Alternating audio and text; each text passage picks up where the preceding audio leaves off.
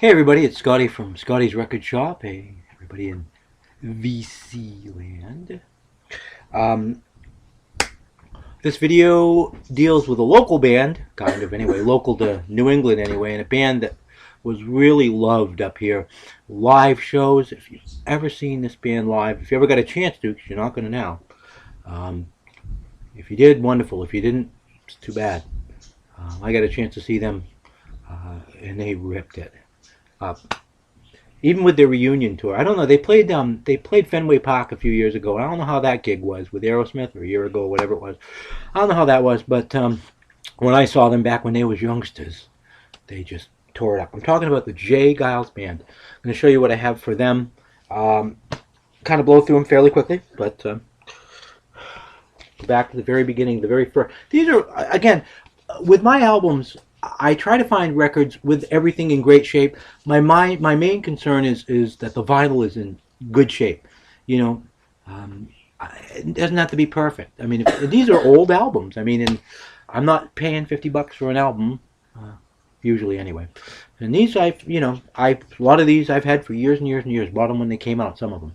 Anyway, the very first J Geils Band record. I love this record. I love a lot of these. I love them all, actually.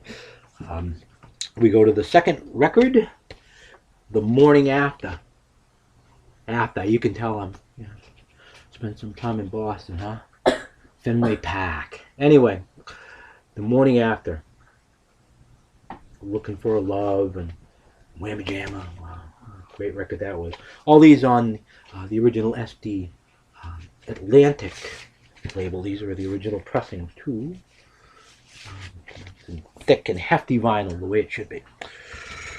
Okay, Bloodshot. They really took off with this record. House Party. It's just a wonderful record. 1973, I believe, was for this record. Okay, this is the first example of them live, and this was Full House. What a wonderful record. A great live record. This was. Just showed how intense they were live. You can't fully capture it, on vinyl. It's just impossible to capture something like that, but they were just so high energy. Again, this cover's a little beat up, but the record inside is in pretty good shape, so it's a keeper. Nightmares and Other Tales from the Vinyl Jungle. Critics kind of start pounding on them around this time. Their music was weaker, and it was, but I don't know. J Geils Band is J Geils Band. Come on, Of course, Hotline. Love this. This is one of those you're not going to get this on any CD cover, more than likely. Check it out. Pick the phone right off the hook, huh? Isn't that cool? Let's put the insert. The song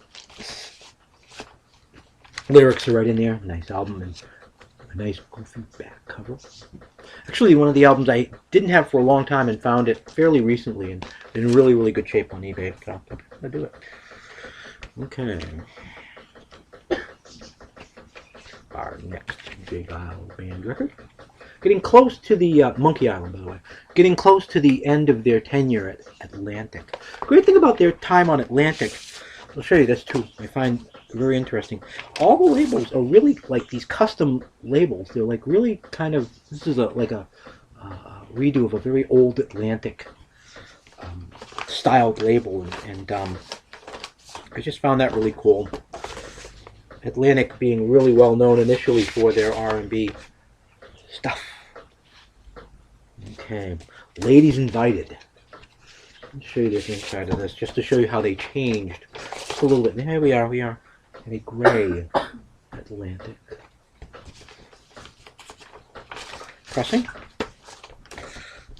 Again, the critics start really kind of poo-pooing these guys at this point in time. Oops, gotta get this back in here properly. Get in here. There, deal with that later.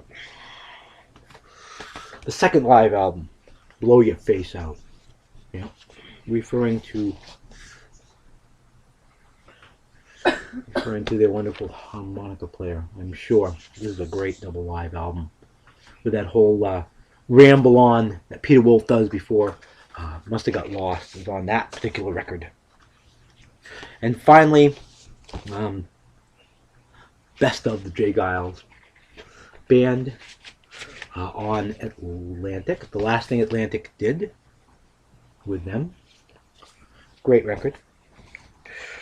Now we move on to the EMI era, where they did definitely get more commercial. They started selling more records too. So I guess, that was the purpose, and whatever. Still great live shows though. If you saw them in the late 70s, early 80s, man. Sanctuary. FM radio really took a hold of this one and ran with it. They really did. You go to one of my favorite later era albums, Love Stinks, with, of course, that bizarre classic No Anchovies, please. Say there's something familiar about that bowling ball. Yeah. Remember that one? Yeah. And then, of course, their pop, commercial, whatever. Freeze Frame, which is I haven't replaced this copy. It's in good shape. Again, the vinyl. This was back in, 81 or whatever this was, 82? 82, maybe? When I purchased this new, and, still plays fine. Finally, the last one I have for you, I'm only focusing on the Peter Wolf era, is the last album they did with him, Showtime. Another original copy. All these albums, by the way, are original pressings, even though the covers are kind of, a little worn. They're still wonderful records. Records may be a little worn too, but you know what? That's okay. They still sound good to me. Well, anyway, that's my J Geils collection. Hope you enjoyed it, and until next time, everybody, peace and love.